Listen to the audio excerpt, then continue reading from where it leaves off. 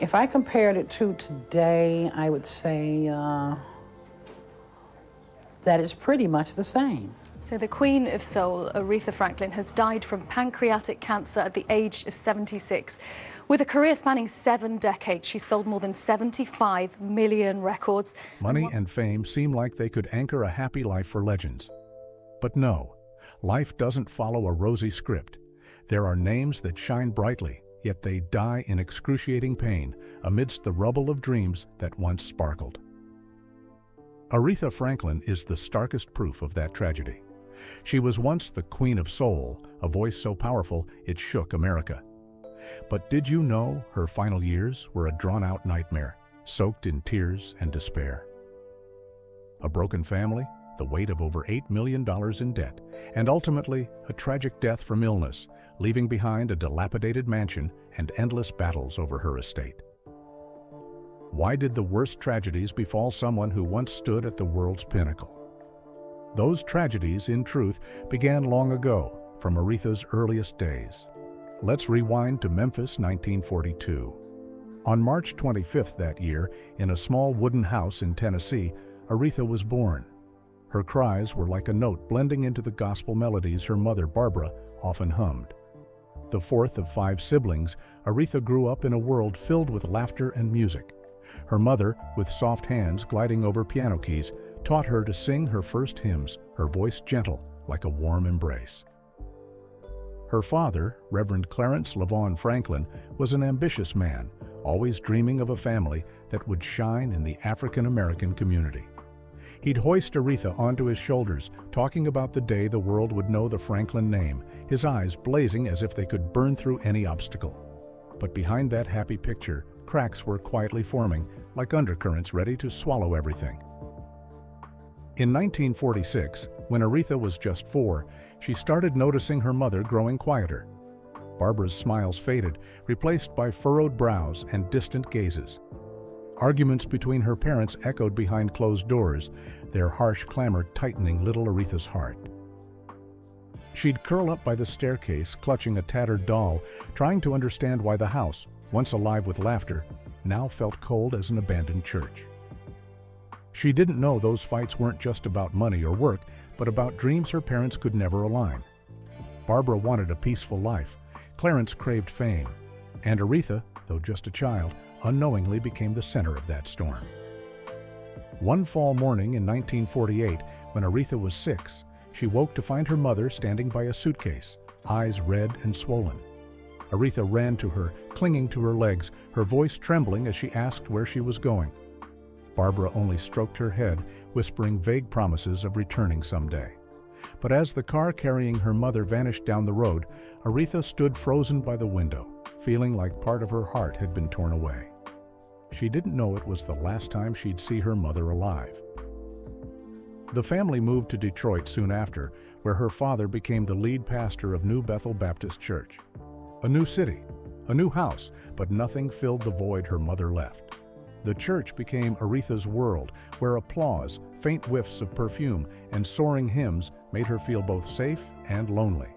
She'd sit in the back pew, scribbling on paper, imagining her mother singing somewhere out there, in a world without sadness. But sadness didn't let Aretha go. On her 8th birthday in 1950, she secretly sang along to her mother's old records, their melodies pulling her back to days when her mother held her close. Her father, now a renowned pastor across Detroit, began noticing his daughter's voice. He called her to the living room, pointed to the piano, and sternly explained that she had a gift from God, one she couldn't waste. Aretha nodded, but each time he corrected her pronunciation or made her redo a phrase, she felt trapped in an invisible cage where music's joy was slowly replaced by pressure. She wanted to sing for love, like her mother had, but her father wanted her to sing to become an icon, a blazing star named Franklin. In 1952, tragedy struck like a sharp knife, slicing through Aretha's childhood.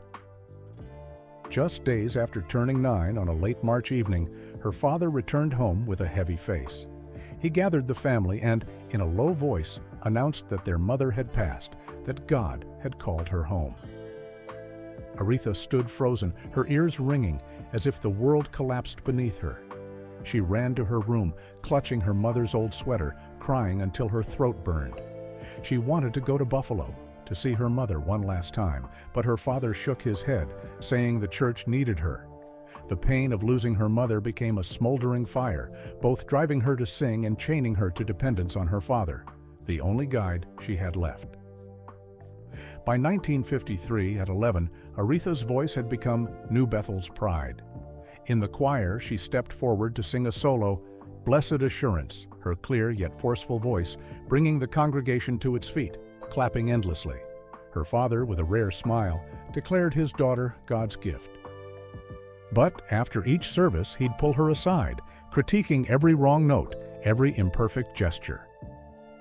Aretha bowed her head, but inside, a storm was brewing. She remembered her mother singing just for joy, not for anyone else, and wondered if she'd ever be that free. Each time she sang, she felt her mother was listening somewhere, but her father's stern gaze felt like a wall, blocking that dream. The years that followed tore Aretha between light and shadow. By April 1955, her voice silenced the congregation with its power. But in the small room behind the church, where she often sat by an old piano, Aretha faced a horrifying truth. Her body was changing. She was pregnant. At an age when she should have been worried about homework, hymns, and dreams of freedom, Aretha carried a secret heavier than the judgmental stares of churchgoers. Trembling, hands on her belly, she felt the world crumbling beneath her. The father, revealed years later, was Edward Jordan, a charming young man in the church community. He'd appear at services with a warm smile and twinkling eyes that made girls blush. But what lay behind that smile? Love, or the fleeting recklessness of youthful desire? No one knew. Not even Aretha was sure.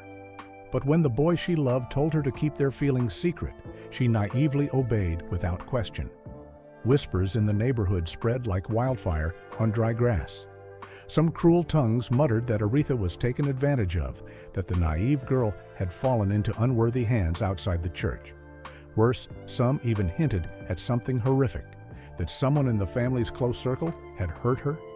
But no one dared say it aloud, and no proof existed. It was all just sharp whispers behind her back, cutting into Aretha's heart like knives.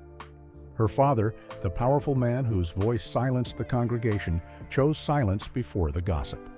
He didn't publicly defend his daughter or crush the rumors. Instead, he looked at Aretha with cold, disappointed eyes, as if she were a stain on the Franklin family's shining reputation. Each time she met that gaze, her heart tightened. In August 1955, her son Clarence was born in a small Detroit hospital. Aretha, weak and scared, lay in bed, holding her tiny baby. She didn't dare look at her grandmother Rachel, who quietly came to take the child to raise. Whispers from the hospital hallway reached her ears. That Franklin girl disgraced the church? Aretha bit her lip, tears streaming silently. She felt the world pointing at her, not as a 12-year-old who'd just given birth, but as a sinner cast into hell. Early 1956, Easter arrived, and New Bethel Baptist Church glowed with lights and fresh flowers. Aretha returned despite the gossip, stepping onto the pulpit to sing Amazing Grace, her favorite hymn, the one that once made her mother smile. She poured her soul into each note, as if begging forgiveness from someone unseen. But mid-song, an elderly churchwoman stood up abruptly. Pointing at Aretha, her shrill voice echoed through the sanctuary, accusing her of being unfit to sing God's words. The congregation froze. Aretha stopped, her voice caught in her throat. She looked to her father, eyes pleading for rescue, hoping he'd stand up, defend her. But he only bowed his head. Aretha felt the wooden floor shake with despair. She fled the church, tears blurring her face. That night, she locked herself in her room, crying until dawn. After that humiliation, fate still wouldn't relent. In 1957, at just 14, Aretha was pregnant again. She still blindly trusted her lover, perhaps because he was skilled at sweet-talking her. This time, the pain cut deeper. She knew the cost of judging eyes. Her second son, Edward, was born into the Franklin family's chilling silence.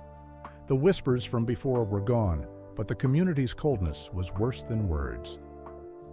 Aretha heard that some church mothers forbade their daughters from playing with her, as if she were a contagious disease. Edward Jordan, the father of both boys, vanished from her life days later, leaving Aretha with unanswered questions. She wondered if she'd ever been loved, or was just a mistake in others' eyes. Looking in the mirror, she saw a girl aged beyond her years, her heart breaking piece by piece. Clarence and Edward grew up under their grandmother Rachel's care and their aunts, while Aretha tried to find herself through music. Each time she saw her boys, an invisible wall stood between them, one she could never break. Clarence, shy with big eyes, once asked why she didn't stay with him. Aretha could only hug him tightly, unable to say she was fighting to prove she wasn't the sinful girl everyone saw. She threw herself into singing, from churches to small Detroit stages, as a way to escape the pain.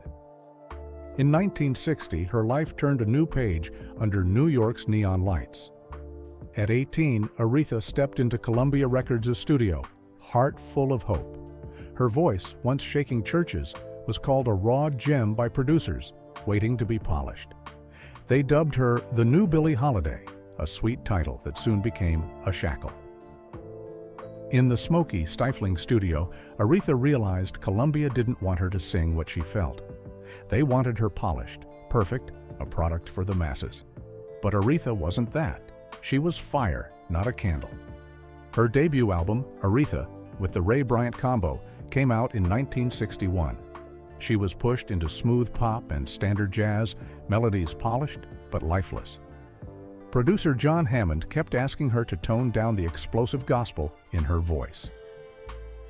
Aretha nodded, but leaving the studio, she felt she'd left part of her soul on the floor. She thought of Detroit's gospel nights, when congregations stood clapping and wondered if she was betraying herself. The album dropped, but no one remembered it. It sank among thousands of other records, a reminder that Aretha hadn't found her path. A year later, Aretha faced a choice that would change her life. At a small party in Black Bottom, she vowed herself to Ted White, a tall man with a charming smile. Ted, an ambitious music manager, promised to take her to the top. Aretha, tired of judging eyes, saw him as an escape. She thought he'd understand her, love her for who she was. But after the wedding's glow, darkness crept in. Ted didn't just want to be her husband, he wanted to control every part of Aretha, from her songs to her dresses. From the first months of marriage, their Detroit apartment became a battlefield. Small arguments about tour schedules escalated into verbal wars. Ted issued orders in a voice cold as steel, demanding Aretha obey. She, fierce on stage, fell silent before his anger, fearing any defiance would bring worse consequences. She sang, but each song felt like a cry for help, wondering if she'd ever find freedom again. In 1964, when Aretha gave birth to Ted White Jr., she held her baby, hoping he'd be the light to dispel her family's darkness. She looked into his clear eyes, imagining days of laughter, evenings when Ted might soften and stage pressures would fade. But motherhood's joy didn't last. One cold night, less than 6 months after giving birth, Aretha returned to her dressing room after a smoky Chicago club performance. Ted was there, reeking of whiskey. Exhausted from 2 hours of singing, she refused his demand to return to the stage for one more song. Ted, face red with rage, said nothing and slapped her so hard she fell to the floor. She clutched her face, not crying, just staring at him with pained, helpless eyes. He roared, ordering her never to defy him, then stormed out, leaving Aretha alone in the chilly room. She stood, fixed her hair, wiped a trickle of blood from her lip, and went back to the stage to fulfill his demand, a forced smile hiding her shattered heart. The nightmare didn't end there. Late in 1964, Aretha faced another battle, this time in Columbia Records' gleaming office. Bolder after years of restraint, she walked into a meeting with executives carrying a self-recorded demo. Her voice on it was pure soul, with soaring crescendos that tore through the air, inspired by friends like Smokey Robinson, who was dominating Motown. But the head executive, a middle-aged man with icy eyes, dismissed it instantly. He said soul wasn't her market, pop was her future. Aretha felt blood rush to her face.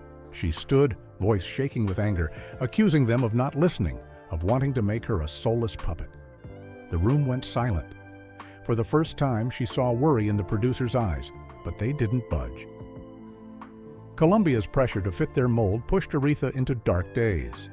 They began sidelining her, intent on teaching her a lesson. She performed in small clubs where audiences clapped half-heartedly, sometimes not even looking up. The storm's peak hit in summer 1966. Aretha sat in a cramped hotel room facing a Jet magazine reporter. Tired of soulless songs, tired of being forced into someone else's image, she snapped. In a burst, she publicly criticized Columbia, saying they'd made her a prisoner of melodies she didn't believe in. Her words exploded in the music industry. Papers buzzed, fans grew curious, but Columbia's response was crueler than imagined. They slashed her promo budget, turning her into a ghost on their roster. Aretha felt stabbed in the back, but she wasn't scared anymore. She knew she had to leave. By late 1966, she signed with Atlantic Records. Producer Jerry Wexler, with a warm smile and honest eyes, promised to let her sing as herself. For the first time in years, Aretha felt a spark of hope, but she carried an invisible scar. 6 years of suppression had made her doubt her worth, even as they forged her into a woman who'd never let anyone steal her dreams again. But as Atlantic became her artistic escape, her marriage nightmare worsened. Early 1967, at Atlanta's Regency Hyatt House, after a successful concert, Aretha attended a crowded party. She laughed freely with a reporter. But Ted, drunk and jealous, couldn't stand it. In front of dozens, he slapped her face. The crack echoed, her wine glass shattered on the floor. With a red welt on her cheek, Aretha tried to stay calm, but her hands shook. She didn't meet anyone's eyes, just left quietly, as if wanting to vanish. The incident spread fast, even noted by Time, but Aretha refused to comment. She called her sister Carolyn that night, voice breaking, saying she didn't know how much longer she could endure. Ted's abuse wasn't just physical. He controlled Aretha's finances, siphoning thousands from her gigs, claiming they were for shady Detroit investments. Rumors swirled that he was tied to illegal city underbellies no one dared name. Aretha suspected, but didn't confront him. She feared leaving Ted would cost her everything, her budding career, her son Ted Jr., and the scraps of love left. Mahalia Jackson, her motherly mentor, once pulled her aside after a Memphis show. Looking into Aretha's eyes, Mahalia firmly urged her to leave Ted immediately. Aretha only bowed her head, giving a sad smile, saying she wasn't ready. Deep down, she knew Mahalia was right. She just didn't have the courage to face the loneliness of letting go. Summer 1967, sunlight streamed through Muscle Shoals studio windows in Alabama. Aretha stood at the mic, ready to make history. When she sang Respect, each note was a sharp blade, cutting through every chain that bound her. The song wasn't just personal, it was a roar for equality for Black people, for women fighting out there. Respect blared on radios from Detroit to LA, becoming a civil rights anthem. On stage, seeing crowds chant, Aretha felt truly herself for the first time. Not Columbia's puppet, not Ted's shadow, but Aretha Franklin, Queen of Soul. But glory always casts a shadow. Aretha didn't just sing, she acted. She performed free at Martin Luther King Jr.'s events, standing beside him on makeshift stages where crowds raised fists for justice. But her activism irked the FBI. Under J. Edgar Hoover, anyone tied to civil rights was a threat. By mid-1968, during an Oakland show, Aretha noticed a black car tailing her, even to her Detroit doorstep. Once, dining with her sister Irma, she heard a camera click from bushes outside. She jumped, eyes wild, feeling an unseen fear grip her heart. The months after, Aretha lived on edge. She sang, smiled brightly on stage, but off stage, she scanned her surroundings, fearing someone lurked. She began locking her bedroom door even at home, checking curtains before bed. Ted, instead of comforting her, blamed her, saying she brought trouble by joining the civil rights fight. His words stabbed her. Looking in the mirror, she saw a woman strong on stage but frail in her own home. She wondered if she'd ever escape the invisible cages, from Ted, the FBI, her past scars. Not only entangled in a silent war with the FBI, Aretha was caught in personal conflicts. On October 8, 1968, at New York's Apollo Theater, her powerful voice shook the room with Chain of Fools. But backstage, the air was icy. The night's big music event featured top names, including Dionne Warwick, the smooth voice of Walk On By. Two talented women, but there was only one Queen of Soul, and the music world quietly pitted them against each other. When organizers suggested Aretha and Dionne duet to close the show, a symbol of unity, Aretha didn't hesitate. She looked the manager in the eye, voice firm, saying she didn't share her stage with anyone. Then she turned and left, leaving backstage stunned. Dionne, alone under the spotlight, had to finish the performance without her. The crowd cheered, but whispers began. Papers pounced, slamming Aretha as a difficult diva, a star who wouldn't yield to anyone. Few knew the rift went beyond the stage. A year earlier, a vicious rumor reached Aretha. She heard Dionne was involved with a prominent Detroit music producer, the same man Aretha had quietly admired in her youth. She'd never voiced her feelings, keeping them a small secret in her heart, but now they became a fresh wound. At a Harlem party, when Dionne approached with a friendly smile, Aretha thought of that man. She avoided Dionne's eyes, gave a cold nod, and turned away. That night, in her dark apartment, clutching a glass of wine, Aretha whispered to Carolyn that Dionne thought she could take everything, from men to the Queen of Soul's crown. Though no proof existed, the suspicion burned, flaring each time Aretha heard Dionne's name on the radio. She wondered, in lonely nights amid her hellish marriage to Ted, if things might have been different had that man she admired been hers, not just an unfulfilled dream. Her longing for love and escape from her marital prison burned fiercer because of it. In 1969, Aretha faced a fateful crossroads. After 8 years of fear and pain, she decided to end the nightmare called Ted White. One rainy New York morning, she stood before him in their apartment, gripping divorce papers. She met his eyes, voice steady, saying she didn't need him anymore. Ted smirked, thinking she was bluffing, but Aretha's gaze was cold as steel. She walked out, suitcase ready, giving him no chance to stop her. She'd even packed pepper spray, prepared to fight back if he turned violent. But freedom was never easy. Ted let her go, but left her with debts from his shady investments, plus threats she'd regret it. Aretha didn't look back, acting unafraid, but each night, locking her bedroom, she checked the bolt twice, fearing Ted's shadow might return. Freedom had a price, steeper than she imagined. She fell into a deeper depression than ever before, not from lingering love or regret, but from fear and a desperate craving for affection. She turned to liquor to dull the pain, to forget years of control, beatings, and being treated like a money machine. She gained weight fast. The glamorous gowns that once hugged her frame now hung lonely in the closet, smelling of mildew. Tabloids pounced, printing photos with cruel headlines, calling her the fallen Queen of Soul. One afternoon before a Chicago show, Aretha stood before a mirror, staring at her tired face, unrecognizable.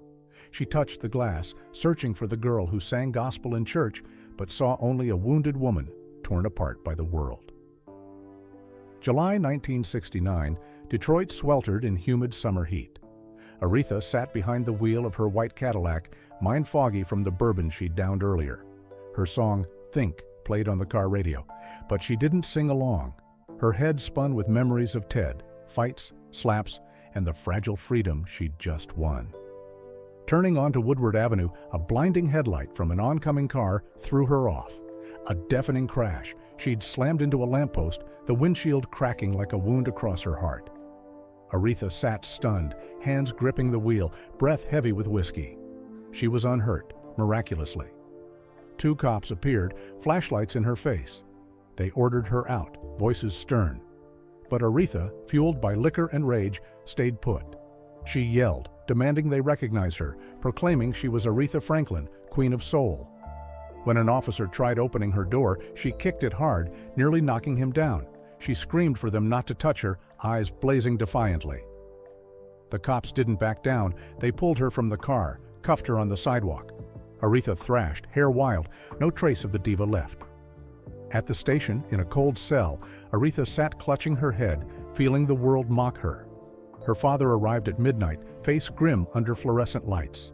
He paid $1,000 bail, let her out without a word. In the car, he muttered, she'd shamed the family. Aretha stared down, silent, but his words cut deep. The next morning, Detroit Free Press blared, Aretha Franklin arrested for drunk driving, assaulting police. Though the Franklins' influence hushed the story, rumors spread. The fallout lingered.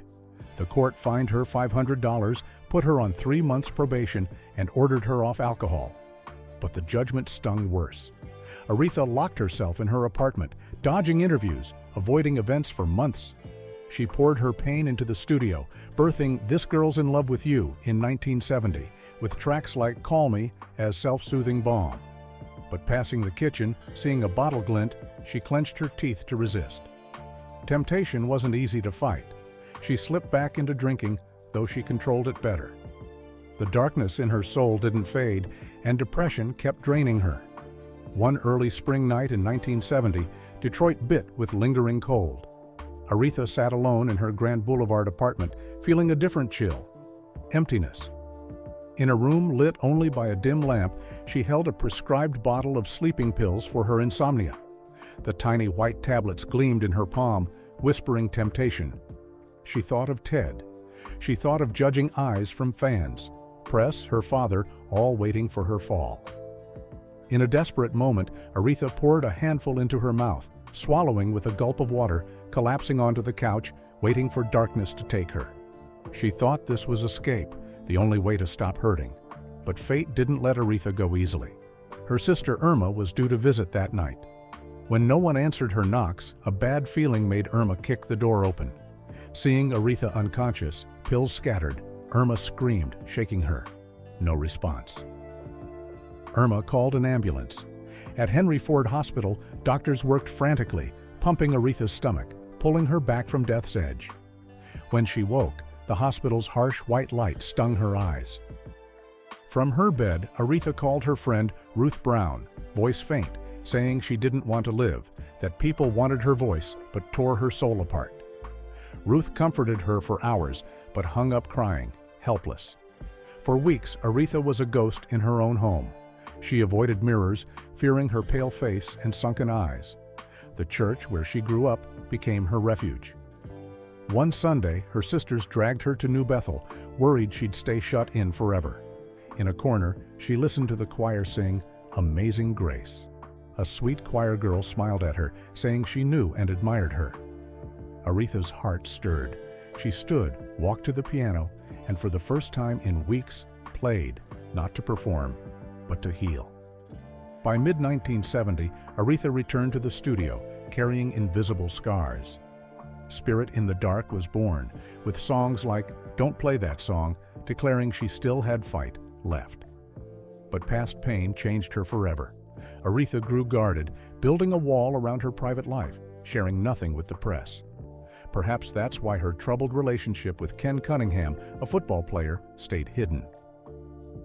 After her broken marriage, Aretha thought Ken would bring love, mend her heart. But no, he was as violent as Ted, and their relationship didn't last. By 1971, after escalating fights, Aretha ended it. She kept K-Calf, her youngest son born in 1970, vowing to raise him with all the love she never got from the men in her life. But pressure kept piling on like a massive stone.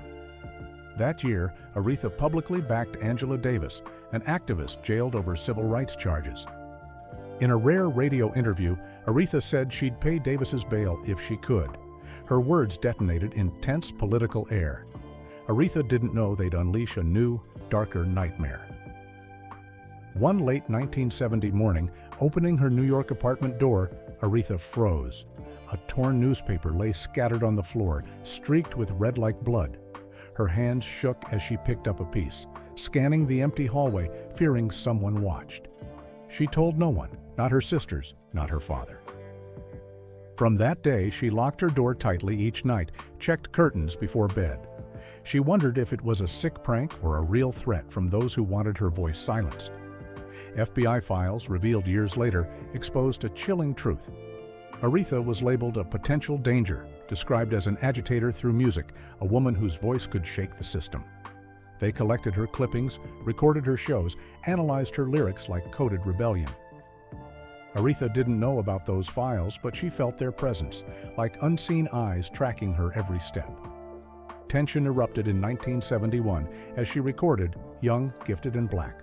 The song was a declaration, not just for her, but for Black communities fighting out there. But in the stuffy studio, walls lined with gear, Aretha stopped mid-song. Her voice trembled, eyes fixed on the window, as if searching for a shadow. She whispered to producer Jerry Wexler she felt they were there. Wexler, smiling to calm her, thought she meant creative pressure, fan expectations. But Aretha knew better. She meant the FBI, the threats, the sense of being hunted. She finished the song, but each lyric was an inner battle between pride in her heritage, her talent, and fear that it could all be crushed in a moment. When Young, Gifted, and Black dropped, it blazed through Harlem's streets to Chicago's slums. Black audiences embraced it like an anthem, singing with fierce pride. But for Aretha, performing it sent shivers down her spine. She wondered if her watchers were listening, logging every word as evidence against her. After the 1970s, Aretha stepped back from public civil rights work, not because she stopped believing in justice, but because relentless surveillance wore her down. She felt like she walked a tightrope, one misstep plunging her into an abyss. She chose quiet resistance, letting Young, Gifted, and Black and other songs speak for her. By 1978, when new love seemed to bring light, another tragedy loomed, ready to drag her into an inescapable nightmare. That spring, LA's sunshine bathed Detroit's New Bethel Baptist Church, where Aretha walked in smiling brightly. Beside her was Glynn Turman, a talented actor with warm eyes, known for Cooley High. They exchanged vows, promising a fresh start, as if love could erase past scars. Their LA home rang with laughter, housing 7 kids, Glynn's 3 and Aretha's 4, Clarence, Edward, Ted Jr., and Kekaf. In 1980, filming The Blues Brothers, Glynn beamed off set, bragging to the crew that she was his wife. Aretha felt loved, not controlled, for the first time in years. But happiness was fleeting. Their schedules clashed like ships passing. Aretha toured endlessly. Glynn was tied to film sets. Nights she came home, she found only Glynn's notes saying he'd be late. Loneliness crept back, echoing her old marriage. Aretha splurged, pricey dresses, lavish parties, to fill the void, draining their joint account. Glynn, frugal by nature, frowned at bills, widening their rift. Their New York apartment became a stifling furnace, not just from fights, but from cigarette smoke. A crumbling marriage pushed her back to old habits, escaping pain. She smoked 2, sometimes 3, packs of Camels daily, as if each cigarette could burn away memories. But liquor and smoke didn't just cloud her mind, they ate at her body. One evening in early 1979, after a Detroit show, Aretha collapsed in her dressing room, her glass shattering on the floor. Medics rushed her to the hospital, diagnosing exhaustion and acute alcohol poisoning. Waking, she saw her stepmother, Rachel, by her bed, eyes angry yet pained, saying Aretha was destroying herself. Aretha looked away, silent, but inside she knew the truth. She was letting darkness pull her down again. That summer, her family reeled from a thunderbolt. Her father, C.L. Franklin, was shot twice in the chest during a home robbery. He fell into a coma, hanging between life and death. Aretha turned her living room into a hospital, spending millions to keep him alive, canceling shows, dropping deals. But family tensions flared when a new treatment option arose, and Aretha refused, not wanting her father to be a guinea pig. Her siblings, Cecil, Carol, and Irma, bristled at her making decisions alone. Cecil snapped that she wasn't there for their father like they were. Carolyn accused her of putting ego above family. Aretha shouted she paid for everything, but her words only fractured their bond. Her marriage teetered too. At a 1982 Beverly Hills New Year's party, rumors of Aretha cozying up to a young co-star chilled Glynn. In the car, he asked what she meant by it. Aretha, furious, said she didn't chase anyone, but Glynn didn't buy it. Their fights grew fiercer. With little time together, Glynn's doubts surged. By 1983, they separated. Aretha moved back to Detroit with her kids, carrying another broken heart. She told herself at least Glynn wasn't abusive like the men before. Life seemed to settle for 2 years, but it was only a calm before the storm. Rain poured in Atlanta one February 1964 afternoon. Aretha boarded a small plane to Detroit, heart heavy. She just nailed a vibrant show, but grief lingered. Her father's 5-year coma weighed on her and her siblings. She wanted to hug her kids and find peace.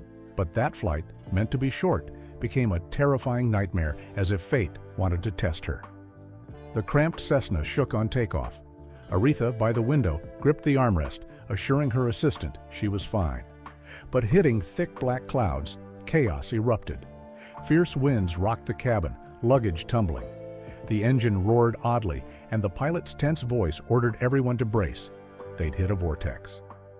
Aretha shut her eyes, lips murmuring prayers, begging God not to take her. A loud bang from the left wing sparked screams. Aretha, sweating, clutched her bag like a lifeline, thinking of her kids waiting. Through the window, only white rain and lightning flashed. After 10 harrowing minutes, the pilot emergency landed in Ohio. As the wheels hit, Aretha sobbed, not for surviving, but for staring death in the face. The ordeal left a lasting fear. Aretha swore off planes, no matter the cost to her dreams. In 1985, she was set to perform at a London music festival. Tickets sold out, contracts signed, but at JFK's gate, she froze, the shaking Cessna haunting her. She hadn't been to an airport in ages, and somehow it felt terrifying now. Trembling, she called her agent, saying she'd rather die than fly. She canceled, ignoring her team's pleas. Organizers sued for $50,000, and European press trashed her for ditching fans out of fear. They didn't understand her trauma. Her fear of flying walled off her global career. She switched to buses and trains, even if trips took weeks.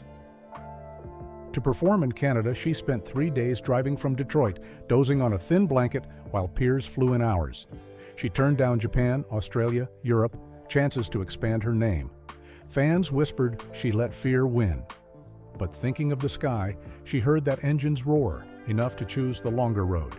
She saw a therapist sharing her phobia in a room with ocean art, but every plane overhead made her flinch, as if death still stalked her. Also in 1984, more pain hit as Aretha finalized her divorce from Glynn Turman. In an Ebony interview, Glynn let slip she spent money like water, impossible to keep up. Reading it, Aretha felt betrayed again. She had her lawyer sue Glynn for defamation, turning family strife public. Tabloids claimed she was broke from extravagance, that Glynn couldn't handle her diva ways. The suit settled out of court, but Aretha never forgave him. She locked her heart, vowing no more marriages, though in 2012 she got engaged to Willie Wilkerson, only to call it off last minute. Fear of failed marriages haunted her to the end. The pain didn't stop. C.L. Franklin's death in July 1984 tore Aretha's soul. At his funeral, church whispers said she didn't care for him enough. The words branded her heart. She stopped performing for months, holed up in her apartment, playing sad piano notes, wondering if she could have done more to save him. Returning to the stage in 1985, she sang with deeper sorrow, as if each note carried his shadow. Trouble kept knocking. At a 1984 Chicago concert, Aretha, drunk on 3 martinis, wobbled on stage. During Chain of Fools, she tripped on a mic cord, falling before thousands. The crowd's gasps drowned the music, flashbulbs popped. She was rushed backstage, but the news spread, painting her as a fallen diva. It didn't end there. In 1987, the IRS came for $200,000 in back taxes, plus bills from her lavish years. She sold cherished jewelry, even her favorite necklace, to keep her Detroit mansion. She took every gig to pay debts, though her body ached from years of smoking and drinking. Spring 1988 brought more grief. Her sister Carolyn died of breast cancer. Before Aretha could heal, her brother Cecil passed from lung cancer in 1989. At his funeral, she tried singing Precious Lord, but her voice broke, the choir carrying on. The losses shattered the Franklins, pushing Aretha back into depression. She adopted Carolyn and Cecil's kids, raising them like her own, but seeing their eyes brought back her siblings, stabbing her heart. She turned to liquor, heavier than before, sinking into drunkenness she couldn't escape, spiraling deeper. Aretha didn't return to the studio until late 1990, recording with a scarred heart. What You See Is What You Sweat, 1991, emerged, but lacked her old spark. She tried quitting alcohol in the early 90s for her kids and her siblings. She joined AA meetings, hearing stories like hers. For a while, she was clean, her voice roaring again. But when her brother Vaughn died in 2002, Aretha reached for the red wine in her kitchen like an old friend. Just one glass, she told herself, but one became many, and the cycle restarted. Her money woes stretched through the 90s. In 1992, she sold her beloved Bloomfield Hills home, where she'd hosted family Christmases. But the IRS didn't relent. By 2008, another blow. Her $700,000 Detroit mansion faced foreclosure over a $162 tax debt from 2005. A tiny sum, but the final straw. Her rep confirmed it was paid, but no one knew she'd borrowed from a friend to save it. Until her final days, Aretha carried an estimated $8 million IRS debt, a burden she never shook. But that wasn't the worst tragedy. In 2010, pancreatic cancer hit like a death sentence, threatening to steal her last light. Doctors said years of smoking and drinking had worsened it fast. She hid her illness, telling her kids she was just tired. But her body couldn't lie. She canceled shows, sometimes hours before, stirring fan chatter. In 2017, at 75, Aretha was frail, shocking friends. She'd lost nearly 90 pounds. Her sequined gowns hung loose. At Elton John's gala, she took the stage, singing I Say a Little Prayer with her remaining strength. The room gave a standing ovation, but some wiped tears, seeing death loom over their icon. Aretha, despite pain, stood tall, proud to the end. That was her final performance, as if she knew time was short. Each note cut her weakened body, but was also an unspoken goodbye. She smiled, leaving the stage, hiding her frailty, refusing the world's pity for the Queen. Summer 2018, in Aretha's apartment, tragedy reached its peak. She lay still in bed, breaths faint as a candle in the wind. Pancreatic cancer had spread, draining her life. Death was coming, and Aretha knew it. On August 13th, she slipped into a coma. Her room filled with the scent of white roses, her favorite, as her sons gathered by her side. Per her wish, no hospital. She wanted to pass in her familiar space. On August 16th at 9:50 a.m., Aretha took her last breath. The 2018 BET Awards, set to honor her, came too late. The timing salted the wound, deepening the loss. Fans gathered outside New Bethel Baptist, leaving flowers and candles, singing Chain of Fools under moonlight. But when word spread that Aretha left only her riverfront apartment and an $8 million IRS debt, whispers arose. Some questioned if her family neglected her care, saying she should have been hospitalized. The National Enquirer claimed her family abandoned her, unaware her sons were by her side at the end. After her death, her home faded into neglect. To settle her massive debt, her sons sold the apartment for a mere $300,000, a pittance for its history. The buyer lowballed, citing a death in the house. After the sale, neighbors shared eerie tales of singing echoing through windows on stormy nights, though no one had moved in. The new owner arrived, only to leave within a week, citing personal reasons. They listed it again, but no buyers came. The house decayed miserably. Kekalf, Aretha's beloved youngest, visited the abandoned home once. He said he and his brothers didn't want this, but their mother's burden was as vast as the musical legacy she left the world.